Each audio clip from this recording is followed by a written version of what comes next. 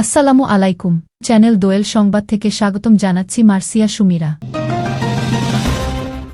ফিলিস্তিনি বন্দীদের জন্য কুমিরঘেরা কারাগার বানাবে ইসরায়েল। দখলদার ইসরায়েলি বাহিনীর হাতে আটক ফিলিস্তিনি বন্দীদের জন্য কুমিরঘেরা কারাগার বানানোর প্রস্তাব দিয়েছেন দেশটির জাতীয় নিরাপত্তা মন্ত্রী ও চরম ডানপন্থী নেতা ইতামার বেনগভির। তার দাবি, এতে কোনো বন্দী পালিয়ে যাওয়ার সাহসও করবে না।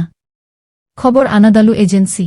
রোববার ২-১ ডিসেম্বর স্থানীয় চ্যানেল ১-৩ জানিয়েছে, ইসরায়েলের প্রিজন সার্ভিস এই অস্বাভাবিক প্রস্তাব খতিয়ে দেখছে, যেখানে বলা হয়েছে বন্দীদের পালানোর সুযোগ সম্পূর্ণরূপে নিয়ন্ত্রণে রাখতে কারাগারের চারপাশে কুমির রাখা হবে। পত্রিকাটি জানিয়েছে, গত সপ্তাহে প্রস্তাবটি ইসরায়েলি কারাগার সার্ভিসের প্রধান কমিশনার কবি ইয়াকোবিকে শুনিয়েছেন বেনগভির। প্রস্তাবিত কারাগারটি দেশটির উত্তরের হামাদ গাদার এলাকায় স্থাপন করা হতে পারে।